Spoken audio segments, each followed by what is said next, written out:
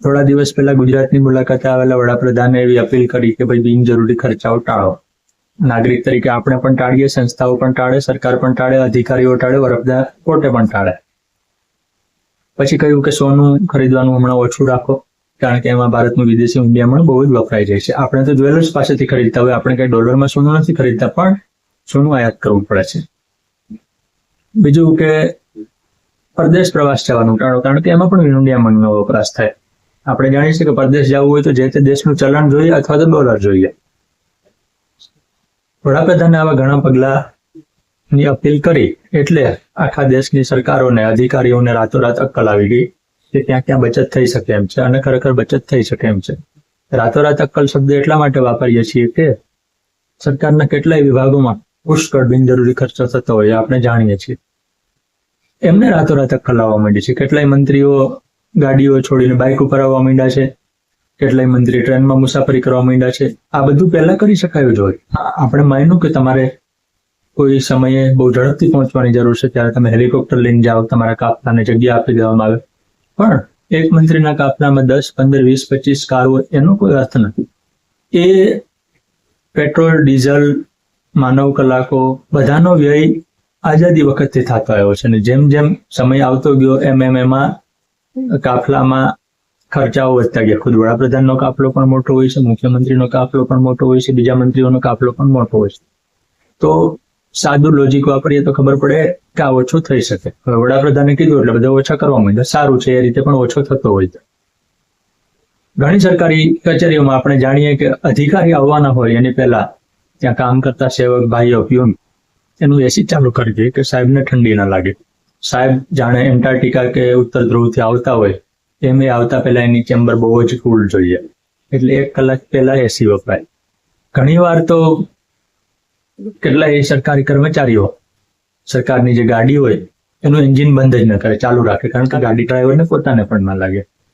આ બધા બિનજરૂરી ખર્ચાઓ છે, જો પહેલા અટકે તો દેશને પરદેશી હુંડિયામણ બચાવવા માટે આટલી મહેનત કરવાની જરૂર ન પડે. એ અલગ વાત છે. મૂળ સવાલ એ છે કે શું વડાપ્રધાનની અપીલમાં એવો સંકેત છે કે લોકડાઉન આવી રહ્યું છે, અને વડાપ્રધાને અપીલ શા માટે કરી? શા માટે કરી એનો પહેલા દુનિયામાં કોઈ એવો દેશ નથી જેને પેટ્રોલિયમ વગર ચાલે.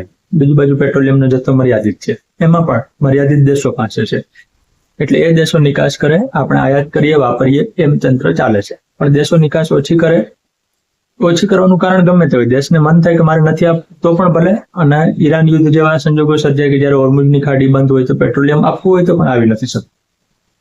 એવા સંજોગોમાં પણ પેટ્રોલિયમ આપનાર અને મેળવનાર વચ્ચેનો પુરવઠો ખોરવાઈ જાય તો જે મેળવનાર છે એને મુશ્કેલી થાય.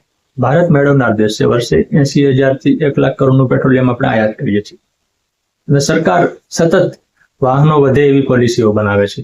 હવે એવું કહે છે કે પબ્લિક ટ્રાન્સપોર્ટ વાપરો, પણ આપણે જાણીએ છીએ કે એટલું આસાન નથી. તમને સમયસર બસો ન મળે, સમયસર વાહનો ન મળે, પબ્લિક ટ્રાન્સપોર્ટની સુવિધા એટલી બધી પાવરફુલ નથી કે લોકો પોતાનું વાહન મૂકી શકે. વડાપ્રધાને અપીલ કરી છે તો એનો શક્ય એટલો ઉપયોગ કરવામાં આવે, બરાબર છે, સારી વાત છે, દેશના હિતમાં જ છે. વાત એ છે કે એનાથી લોકડાઉન આવવાનું છે, તો જવાબ છે ના. લોકડાઉનનું અત્યારે સરકારમાં, કેન્દ્ર સરકારમાં, ગુજરાત સરકારમાં કોઈ આયોજન નથી. ગુજરાત સરકારે તો સ્પષ્ટ કર્યું છે કે લોકડાઉન કે વર્ક ફ્રોમ હોમ એવા કોઈ અમે નિયમો નહીં લાવ્યા, તો સ્વૈચ્છિક છે.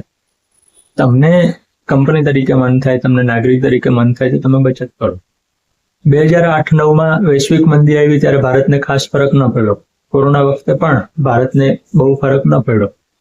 લોકોની આવક ઘટી, પણ સાવ ભૂખમરો ના આવી ગયો.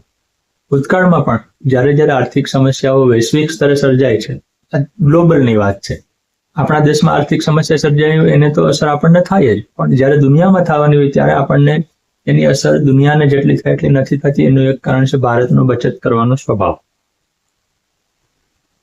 છેલ્લા થોડા વર્ષોથી વૈશ્વિકરણને કારણે, માર્કેટની ઉપલબ્ધિને કારણે, ઓનલાઈન સુવિધાને કારણે ભારતમાં ખર્ચાઓ વધી ગયા છે એવું સરકારને લાગે છે, અને એવું વિવિધ અભ્યાસોમાં પણ ખબર પડે છે કે લોકોને ખરીદવું ન હોય તો પણ ઓનલાઈન મળે છે, ફ્રી મળે છે, 2 દિવસનો સેલ ચાલે છે એટલે લઈ લ્યો.